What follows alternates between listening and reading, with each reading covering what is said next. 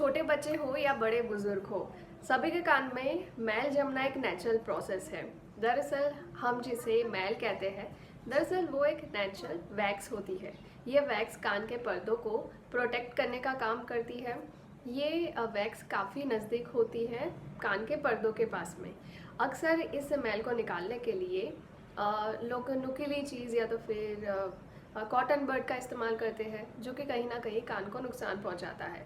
अगर आप किसी टूल का इस्तेमाल करते हो, नुकीली चीज़ का इस्तेमाल करते हो, तो वो कान के पर्दे को भी नुकसान पहुंचा सकता है, कान में चोट भी लगा सकता है। तो ये चोट ठीक होने में भी काफ़ी देर लगती है, खून निकल सकता है, इन्फेक्शन भी हो सकता है।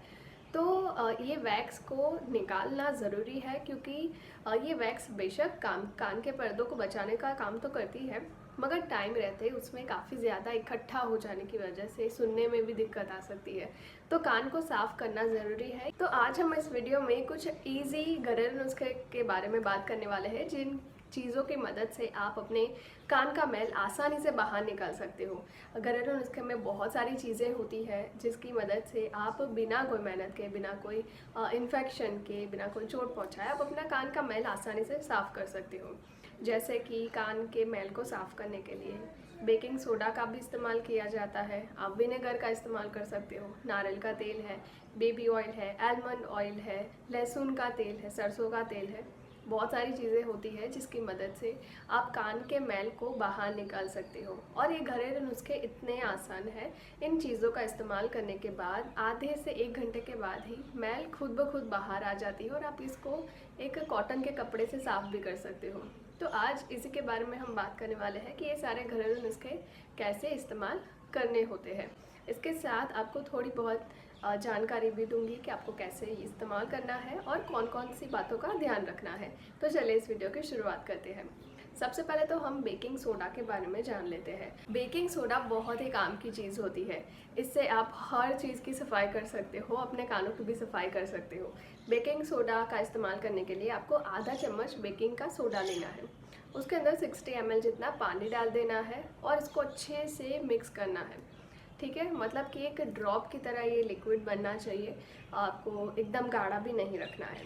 ठीक है, तो आपको एक ड्रॉपर की मदद से अपने कान में ये जो पेस्ट हमने बनाया है, जो लिक्विड बनाया है, वो हमने 2 से 3 बूंदे ही डालनी है अपने कानों में और बस इसको आधे से 1 घंटे तक छोड़ देना है। वो मैल जो है, जितना जितना भी मैल है, वो खुद ब खुद बाहर की ओर आता जाएगा। मैल फूलने के बाद, पिघलने के बाद बाहर की ओर आ जाएगा और आप इसको एक कॉटन के कपड़े से साफ़ कर लोगे, आपका कान पूरी तरह से साफ़ हो जाएगा। इसके अलावा आप इसी तरह तेल का भी इस्तेमाल करना है, जैसे कि सरसों का तेल है, नारियल का तेल है, लहसुन का तेल है, बेबी ऑयल है, या तो फिर आप आलमंड ऑयल लगाओ, आप ऑलिव ऑयल भी लगा सकते हो। ये 6 तेल बहुत ही अच्छे होते हैं। आप कान में 2 से 3 बूंदें आप अपने कानों में डालकर रखें, आधे से 1 घंटे के बाद ही मैल खुद ब खुद बाहर आ जाएगा। आप कॉटन की मदद से साफ़ कर लो तो आपके कान पूरी तरह से कम्प्लीटली ठीक हो जाएगा। इसी तरह आप एप्पल साइडर विनेगर का भी इस्तेमाल कर सकते हो। माना जाता है कि एप्पल साइडर विनेगर सिर्फ कान को साफ़ करने का ही काम नहीं करता है, इसी के साथ साथ वो इन्फेक्शन को भी ख़त्म करता है। जैसे कि किसी भी तरह का आपको इन्फेक्शन हो गया हो कान में, तो वो भी ठीक हो जाता है, या तो फिर इन्फेक्शन को पैदा नहीं होने देता। तो एप्पल साइडर विनेगर भी बहुत ही अच्छा है। आप एप्पल साइडर विनेगर का इस्तेमाल करने के लिए बराबर मात्रा में एप्पल साइडर विनेगर और पानी का इस्तेमाल कीजिए। अच्छे से दोनों को मिक्स करके आप बराबर मात्रा में ही लेना है। एप्पल साइडर विनेगर ज़्यादा नहीं होना चाहिए और कम भी नहीं होना चाहिए। तो सेम क्वांटिटी रख के इसकी भी 2-3 बूंदें अपने कानों में डालिए। आधे से 1 घंटे के बाद कॉन्टैक्ट की मदद से साफ़ कर लीजिए। इससे भी पूरी तरह से मैल निकल जाता है और इन्फेक्शन भी ख़त्म हो जाता है। इसी तरह आप ग्लिसरीन का भी इस्तेमाल कर सकते हो। ग्लिसरीन को भी पानी में मिक्स करके, सेम प्रोसीजर है, सब में सेम ही प्रोसीजर है। इसी तरह आप ग्लिसरीन और पानी का भी इस्तेमाल कर सकते हो। वैसे तो डॉक्टर्स ये भी बताते हैं कि आप हाइड्रोजन पेरोक्साइड का भी इस्तेमाल कर सकते हो। ये सबसे जो मेडिकल वाले जो यूज़ करते हैं वो भी आप कर सकते हो। हाइड्रोजन पेरोक्साइड भी आपने 2-3 बूंदे डालकर आप थोड़ी देर रुककर सारा का सारा मैल बाहर आ जाता है। इसको भी कपड़े के साथ आप साफ़ कर सकते हो। ये मेडिकल वाले ज़्यादा यूज़ करते हैं।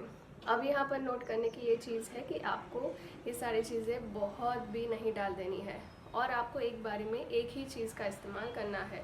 ये सारे अलग अलग तरीके हैं, कोई भी एक तरीका चूज़ करके आप इसको अपने कानों में डाल सकते हो। आप दिन में इसको मल्टीपल बार भी यूज़ कर सकते हो, जैसे कि बार बार भी इसको यूज़ किया जा सकता है, मगर दिन में 1 से 2 बार ही इसका इस्तेमाल करें। ऐसा नहीं है कि थोड़ी देर हुआ वापस से डाल दिया, तो ये काम नहीं करेगा, इससे आपके कानों को नुकसान पहुंचेगा। तो सिर्फ एक दिन में 1 से 2 बार ही ट्राई कीजिए, इससे डेफिनेटली आपका मैल बाहर निकल ही जाता है। अगर फिर भी ये मैल बाहर नहीं निकलता है तो आपको ENT डॉक्टर को ज़रूर एक बार अपना कान का चेकअप कराना चाहिए, क्योंकि हो सकता है कि आपके कान के अंदर कुछ ज़्यादा ही मैल जमा हो, बहुत ही मोटी परत जम गई हो, जो कि इन्फेक्शन पैदा कर सकता है और आपको कान को भी नुकसान हो सकता है। तो ऐसा हो कि अगर ये नुस्खे अपनाने के बाद भी आपका मैल नहीं निकलता है, तो एक बार ENT डॉक्टर से अपना चेकअप ज़रूर कराएं। इसके अलावा आपको ये वीडियो पसंद आई हो तो इस वीडियो को आप ज़रूर शेयर करें और मेरी चैनल को भी ज़रूर सब्सक्राइब करें।